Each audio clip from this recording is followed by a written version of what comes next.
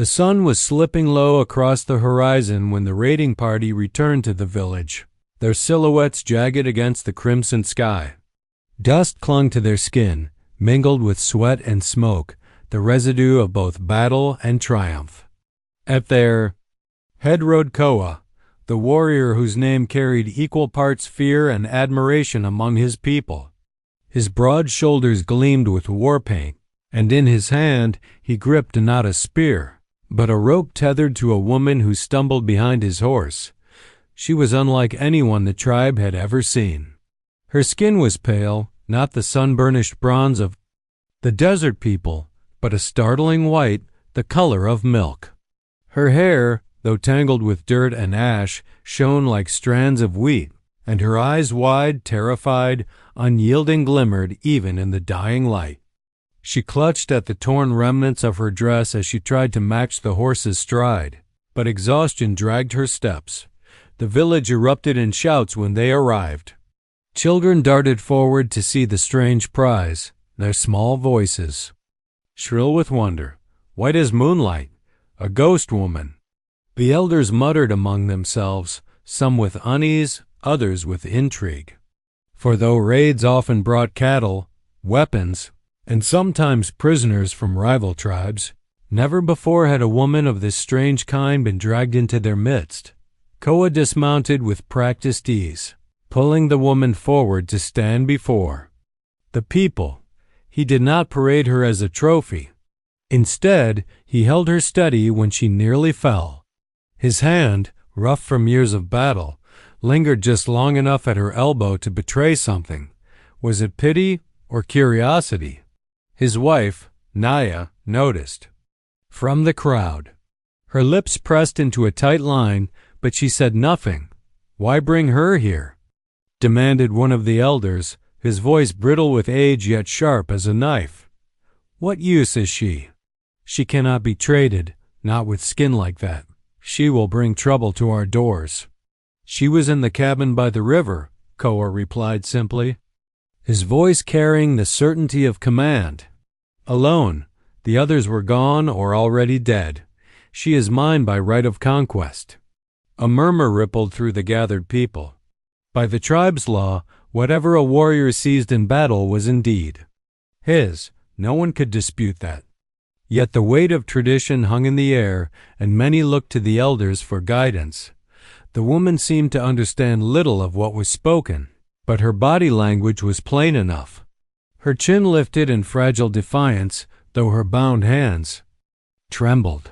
Her gaze darted over the crowd, searching for compassion, for safety, for anything that might anchor her in this sea of hostile faces. When her eyes locked with Koa's, something flickered between them, not recognition, not yet, but a spark of human connection amidst the chaos. The women of the tribe watched with a mixture of disdain and suspicion. To them, she was a threat, a disruption to the harmony of the village. Naya, Koa's wife, felt the weight of every eye upon her, silently urging her to react. She stood tall, proud, unwilling to give the pale stranger the satisfaction of seeing her discomfort. But deep inside, a seed of unease had already been planted. That night, a cage was built for the prisoner near the edge of the village. The people wanted her secured, both for fear she might flee and because her very presence seemed unnatural. Some whispered that she carried the spirits of her dead kin with her, that misfortune would follow her steps. Children dared each other to creep close to her cage, only to scamper away when she turned her weary gaze upon them. Koa visited once before leaving her for the night. He brought her water in a carved wooden bowl, and though she did not understand his words, she seemed to grasp the gesture. Their fingers brushed as she reached for it, and the faintest shiver passed through him. It was not desire, not yet.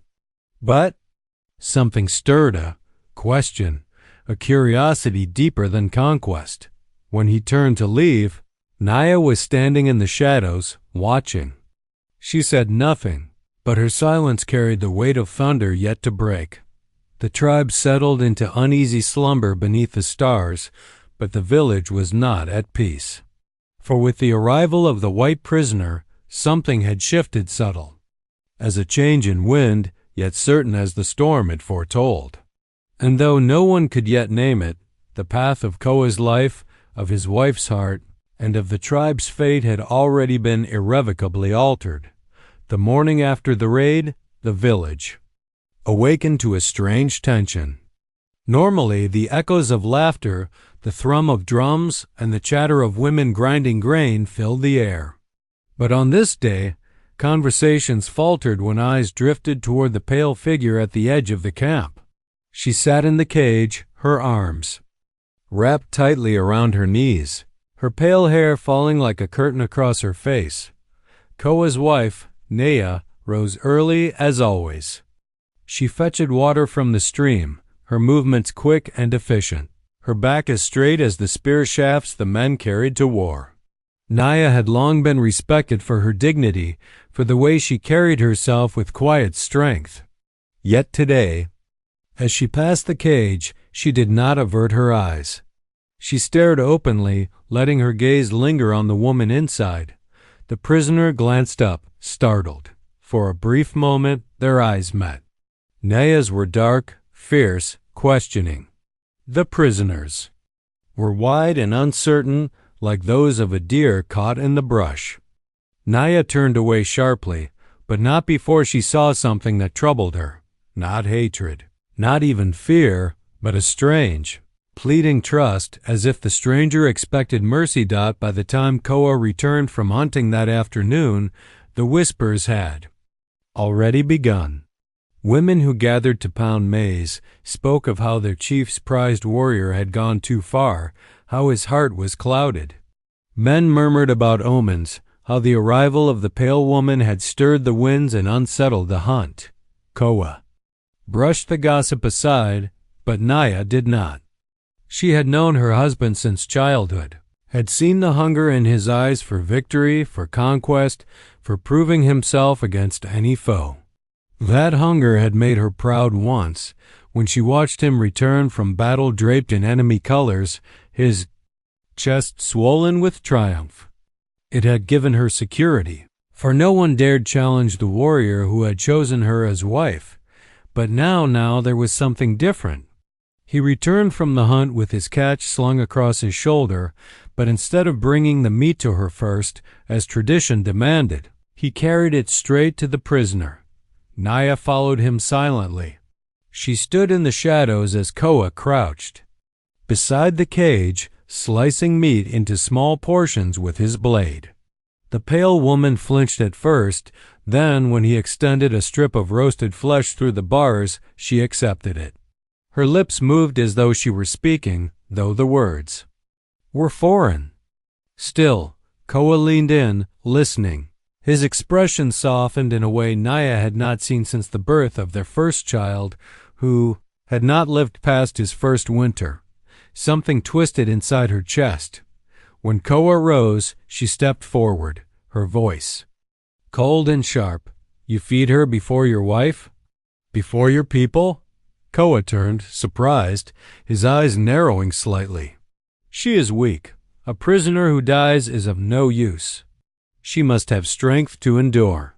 "Endure what?" Naya demanded, her voice rising despite the eyes of nearby villagers fixed on them. "Is she here to bear children for you? Is she here to warm your bed when I am not enough?" The words cut deep, not because Koa had given them truth, but because the accusation was planted where it could grow. Murmurs stirred among the villagers, their faces hungry for conflict. Koa's jaw tightened. "You dishonor me with your tongue," he said at last, his tone measured, though there was heat beneath. I treat her as I must, nothing more. You are my wife. You should know my loyalty." But Naya was not soothed. She had seen his gaze, the way his eyes lingered on the woman, not with the lust of a man claiming a trophy, but with something quieter, something far more dangerous. Curiosity, perhaps even tenderness. That night, as Koa slept beside her, his breathing steady, Naya lay awake staring at the roof of their hut. The fire had burned low. shadows creeping like serpents along the walls. She thought of the prisoner in her cage, alone in the dark, and wondered if Koa's thoughts wandered. There too sleep would not come to her. A seed of doubt had taken root in her heart, and she knew it would not easily be torn out. For if her husband's heart truly began to turn toward the pale stranger, no amount of strength, dignity, or tradition would protect her from the storm to come. And in that silence, her unease hardened into something sharper, something that, in time, might become rage. Days passed, and the pale prisoner did not die at first. Many in the tribe had expected her to wither quickly, starved by fear, broken by the weight of captivity. Yet Koa ensured that did not happen. He brought her water when others would have let her thirst. He shared portions of meat even when the hunt was poor. And slowly, against every tradition that bound him, he began to speak to her. The woman, whose name he learned was Alara, struggled with his tongue. Her words were heavy, broken, halting, but she tried.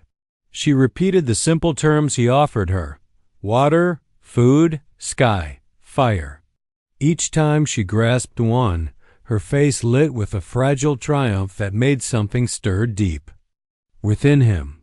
One evening, when the sun dipped and painted the sky in streaks of red, Koa sat outside the cage with a small stick and drew symbols in the dust. He sketched the outline of the mountains to the east, the winding river, the plains beyond. Alara leaned forward, her eyes wide. She pointed to herself, then toward the direction of the river, and spoke a string of words in her own tongue. Though he could not understand all, Koa gathered she had come from far beyond, across water so vast he could hardly imagine it. Her voice trembled when she spoke of it, her eyes glassy as though she saw ghosts in the memory. Koa watched her, silent, and felt an ache he could not name. This was no trophy, no spoils of war. This was a life fragile, torn from her home, yet burning still with will to endure. The elders watched with disapproval. "You waste your time," one told him flatly. "She will never be one of us. She is nothing but a shadow of her people, and her people are gone." Koa said nothing, but he did not stop. His wife, Naya, watched too, though from the distance of shadows. She saw how Koa's face softened when Alara managed a word in his tongue, how he crouched close to hear her halting syllables, how he reached into the cage not just to feed, but to steady her trembling hands. And with every passing day, Naya's silence grew heavier, sharper. One night, as Koa sat by the fire near the prisoner's cage, Naya approached him. Her steps were deliberate, her jaw set. "Why do you teach her?" she asked, her voice quiet, but edged with steel. Koa looked up at her, the firelight casting shadows across his face. "Because she is here," he said simply. "Because she must live, and to live among us, she must understand." "Understand?" Naya's tone sharpened. "Or belong? Do you mean to make her one of us, Koa? Do you mean to make her more than a prisoner?" Koa held her gaze, but his silence was answer enough. Naya turned away, her throat burning with words she dared not speak in front of the watching eyes of the tribe. Inside her cage, Alara lowered her head, ashamed. She did not know all the words, but she felt the tension, the danger she represented. She whispered softly in her own tongue, perhaps a prayer, perhaps an apology. But it reached Koa's ears like a song remembered as the nights lengthened. Something unspoken began to thread itself between Koa and Alara. Not love, not yet, but recognition. She no longer flinched when he approached. When he placed water before her, she reached for it with steady hands. When he drew symbols in the dirt, she leaned close, eager to learn. Sometimes when the village slept and only the crackle of the fire kept them company, they sat in silence, staring at the same stars. No words, no cage, no traditions, just two souls bound in quiet wonder at the same sky. It was dangerous. Koa knew it. Each gesture was a step further from the expectations of his people, a step deeper into uncharted territory. But he could not stop himself. There was something in Alara's eyes, a spark, a mirror that pulled him toward her as surely as the river runs to the sea. And though he did not yet know it, each lesson, each word, each moment of shared silence was building a bond stronger than iron, one that would soon demand a choice that could not be undone. The tribe was a living thing, and like any living thing, it carried a heartbeat. Some days that heartbeat was steady, the thrum of drums, the cries of children, the rhythm of the hunt. But after the capture of the white woman, the heartbeat grew irregular, uneasy. Tensed out, it began with whispers. The hunters, returning empty-handed, more often than not, muttered around the fire that the pale woman had angered the spirits. The women at the river, pounding their clothes against the rocks, hissed to one another that Koa's wife had been dishonored before their very eyes.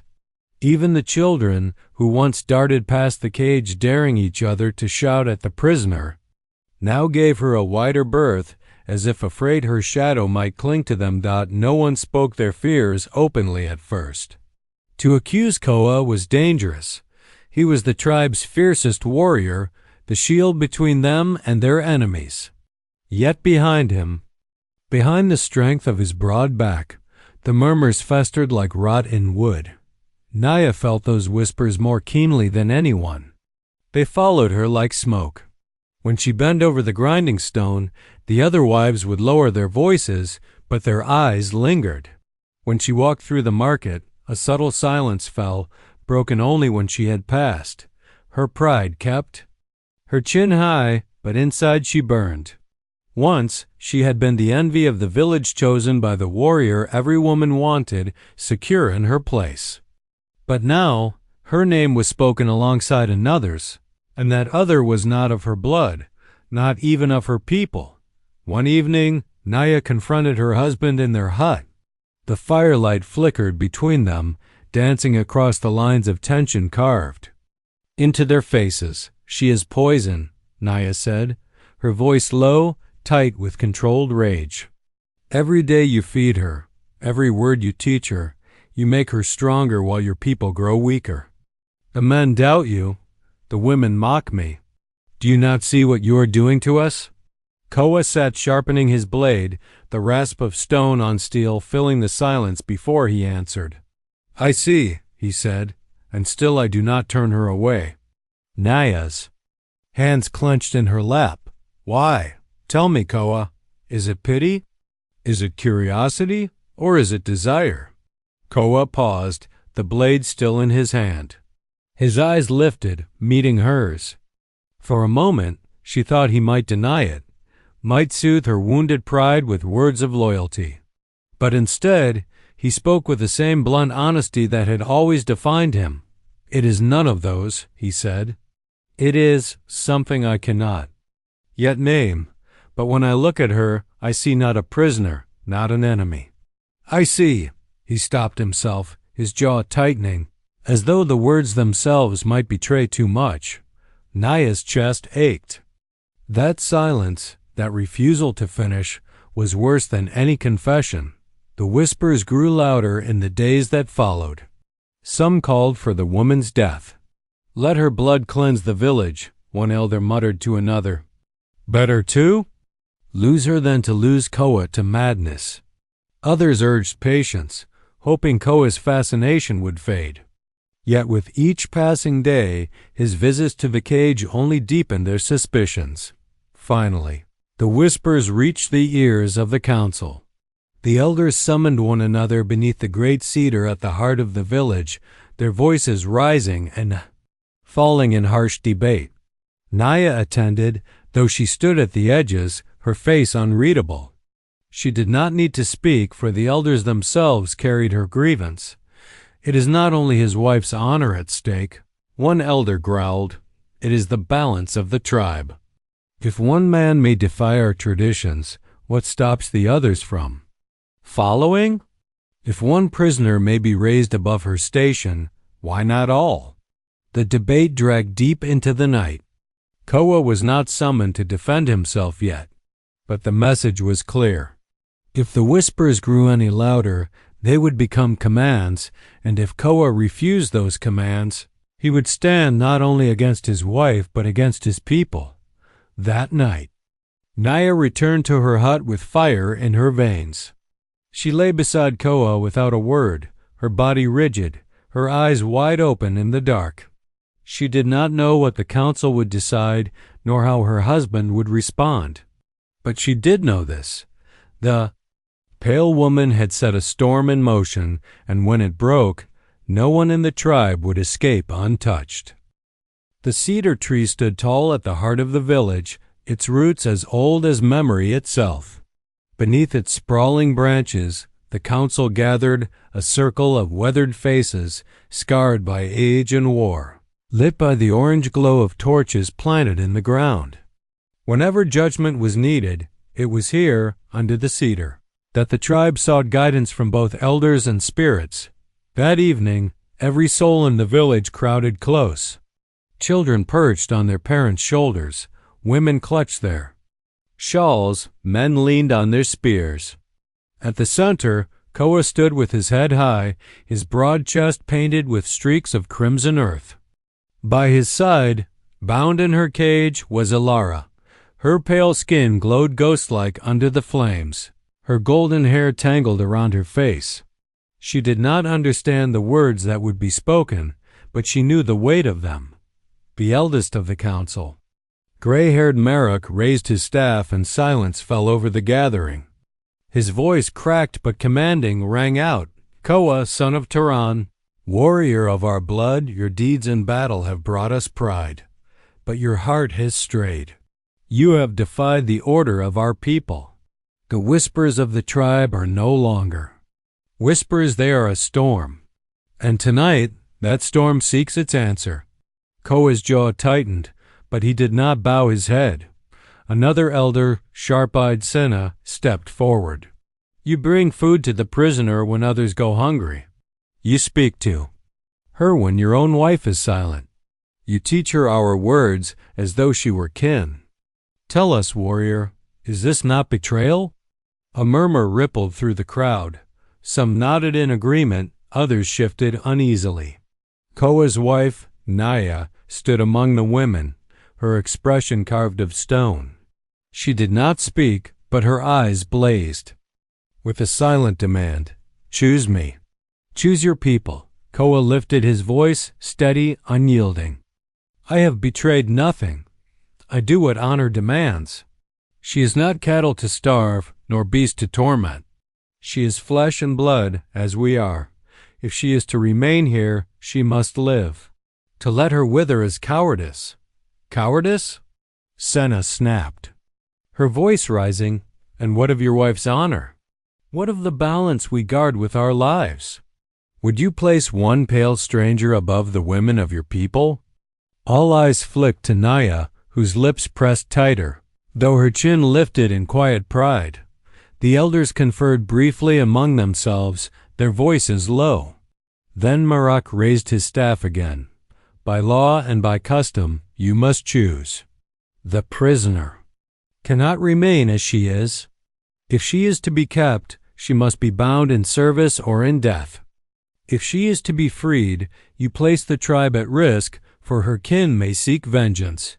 And if you stand against this council, then it is you who shall face exile."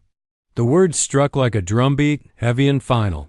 Koa's heart thundered in his chest, though his face betrayed nothing. He looked first to Alara, huddled in her cage, her eyes wide with incomprehension, but her body trembling as if she knew her life hung by a thread. Then he turned his gaze to Naya, whose eyes pierced his like arrows. She gave him no plea, no softness, only expectation. The tribe waited, breath held. The silence thicker than smoke. Koa spoke slowly, each word deliberate.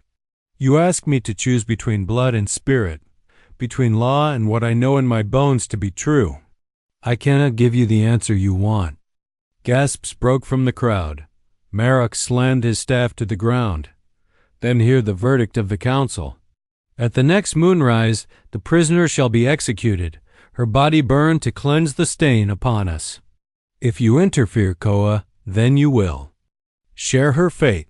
The torches crackled.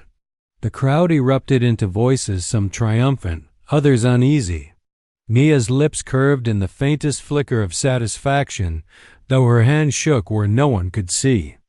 Ilara sagged in her cage, not fully understanding, but feeling the doom that pressed in on her dot, and Koa stood unmoving, but inside him the fire raged. The council had given its judgment. The tribe had spoken. Yet his heart was not theirs to command, and he knew then that the night of the execution would not go as they had decreed. The village was silent as the moon rose high, pale and watchful above the cedar. Torches dotted the clearing like fallen stars, their flames flickering across the faces of every member of the tribe. Tonight was the night of the execution, the night the council had decreed the pale prisoner, Ilara, would pay for her presence with her life. Koa rode at the head of the procession, his chest painted with streaks of red ochre, the same as he had worn in battle. The rope tethered Ilara to him, though her steps were slow, weighed down by fear and the knowledge of what awaited her. Her golden hair fell into her face, but she did not cry. She did not scream. Perhaps it was shock. Perhaps it was trust. She could not name, but which had grown quietly in the days Koa had tended her. The villagers followed in grim procession. Women whispered behind their hands. Children clung to their mothers, peeking from behind skirts, eyes wide with a mixture of fear and fascination. Koa's wife, Naya, rode beside him at the edge of the group, her face pale beneath the firelight, her lips pressed so tightly they almost vanished. Rage, heartbreak, jealousy, they all warred behind her eyes, and the village could feel the tension radiating from her dot at the center of the clearing. A pyre had been built from dry timber. Smoke curled lazily into the night sky, carrying with it the smell of pine and the promise of fire. Elders stood around it, staffs in hand, chanting the words of the tribe's old laws. The children were herded back, the women bowed their heads, and all awaited the final moment. Koa led Ilara to the pyre. He knelt beside her, lowering the rope enough that she could not fall, but allowing her to see the circle of flames that would soon engulf her. Her eyes met his, wide and terrified, and for the first time she spoke in the broken language she had learned from him. "Why? Why do you save me?" she whispered, her voice trembling. Koa's jaw tightened. He glanced briefly at the elders, then back to her. "I do not save you for me," he said quietly. "I save you because it is right, because to let you die while I do nothing, that would be dishonor greater than any law." The crowd murmured, unease rippling through them. No warrior had ever defied the council so openly, especially in the shadow of an execution. Naya stepped forward, her voice ringing across the clearing. "Koa," she cried, "do you defy your people for her? For a prisoner? She is nothing to you, and yet you risk everything, our honor, our tribe, your life." Koa stood slowly, his eyes never leaving Ilara's. "I do not defy the tribe lightly," he said, "but there are laws higher than those written by men, laws of the heart, of spirit, and of life itself." Gasps rose from the villagers. Some stepped back, uncertain. Others whispered, "What is he saying? What is he doing?" The elders slammed their staffs against the ground, but Koa ignored them. With a swift motion, he cut the ropes binding Ilara, stepping between her and the pyre. Flames licked the dry wood, and the heat pressed against his chest. But he did not falter. "You will not burn her," he declared, his voice carrying over the entire assembly. "If she dies, so do I. My life is bound to hers. And if any of you touch her, you touch me as well." For a heartbeat, there was silence. The wind stilled. Even the children held their breath. Naya's face twisted with a mixture of fury and despair. She took a step forward, then faltered. The elders were paralyzed by the audacity, unsure how to respond. The tribe had never seen a man stand so openly against custom, tradition, and law for a single woman, not a wife, not a kin, but a captive. Then, slowly, Koa reached for Alara's hand. She took it without hesitation. Together they stepped away from the pyre. Smoke rose around them, but the fire did not touch them. Koa's declaration hung in the air like a thunderclap, leaving the entire village frozen in disbelief. For the first time, the power of tradition, of law, of fear, faltered against something older, something primal. Love. And in that moment, the tribe realized that nothing would ever be the same. The clearing fell into stunned silence. Torches flickered, casting long shadows over faces frozen in disbelief. Even the elders, the keepers of law and tradition, seemed rooted in place, their staffs trembling in their hands. Koa stood with Alara. Beside him, their hands entwined, the smoke from the pyre curling around them like a protective veil. His chest heaved not with fear, but with resolve. Every eye in the village bore down on him, waiting for him to falter, to kneel, to submit. He did not. "My choice is made," Koa said, his voice steady, carrying over the stillness. "This woman will live. I will not allow her death, nor will I allow the fear of men to dictate what is right. She is not a prisoner. She is a life as sacred as any among us." Gasps and whispers rippled through the crowd. The warriors tightened their grips on their spears. The elders exchanged hurried, fearful glances. Some of the villagers took a cautious step back, sensing that a precedent was being set that could never be undone. Naya's face was a mask of fury and heartbreak. "You betray your people. You betray your wife. How can you choose her over everything we have built?" she demanded, her voice shaking, trembling with rage and desperation. Koa turned to her, his eyes calm but fierce. "I honor you, Naya, for all that we shared, but I cannot honor death over life. I cannot honor law over justice. My heart does not lie with hatred or fear, it lies with the truth I see before me." Naya's lips quivered, and for the first time, the fire of her rage faltered. She felt the ground shift beneath her. Her husband, the man who had been her strength, was no longer entirely hers, nor entirely theirs. The elders stepped forward, their voices raised. "This is madness. You defy every tradition, every law. You put the tribe at risk." Koa met their eyes squarely. "If following your traditions requires cruelty, then I refuse them. If keeping your laws demands murder, then I reject them. I stand for life, for truth, for what is right, even if that defies every custom of this village." A low murmur ran through the crowd. Some whispered of betrayal, some of courage, and others of fear. No one had ever seen a warrior so openly defy the council, and yet, in his defiance, there was a clarity that demanded attention. Alara, sensing the moment, stepped forward, her voice breaking through the tension. I am grateful. I will follow you, not as a captive, but as someone who trusts you." Her words were halting, foreign, but filled with sincerity.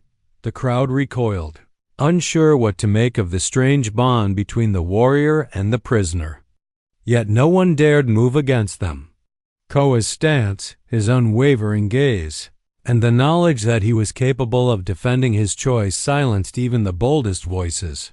For Naya, the realization was unbearable. The life she had imagined, the pride of being Koa's only partner, the certainty of her place in the tribe had fractured in an instant. She could see, with horrifying clarity, that Koa's heart had shifted. It was no longer hers to command. The elders conferred again, but their deliberation carried less weight than before. The courage of one man, the conviction of one choice, had thrown their authority into doubt. Some began to question if traditions could bend, if laws could be reconsidered, if the heart could be a guide stronger than fear. Finally, Merrick, the eldest, lowered his staff. "Then so be it," he muttered, more to himself than anyone else. "The law cannot command the heart. The spirits will judge, not us." A tense relief spread through the clearing. The villagers, still wary, began to murmur quietly. Koa and Ilara remained at the center, hands entwined, their bond now witnessed by every soul present. The fire of the pyre licked higher, but now it seemed symbolic rather than threatening, a reminder that old laws could be transformed by courage. For the first time in the tribe's history, a warrior had chosen life over fear, compassion over tradition. And the shock of that choice would echo through the village for generations, leaving the tribe speechless, questioning, and changed forever. Koa's gaze met Ilara's once more. Neither spoke, but in that moment, words were unnecessary. They had crossed a line that no one could erase, and in doing so, they had forged a new path, one where love, loyalty, and courage outweighed the weight of expectation. The morning after the night of fire, the village awoke to a stillness that was both uneasy and strange. The torches had burned out, leaving only the soft glow of dawn to illuminate the clearing. The pyre had cooled to smoldering embers, but its smoke lingered, curling in the early sunlight like a reminder of the night that had changed everything. Koa and Ilara stood at the edge of the village, their hands still intertwined, the air between them carried a quiet victory, but also a weight, the knowledge that nothing would ever be the same. The villagers had begun their routines, fetching water, tending animals, preparing for the day's hunt. But their movements were different. Eyes flicked toward the warrior and the stranger with a mixture of awe, confusion, and suspicion. Conversations paused mid-word.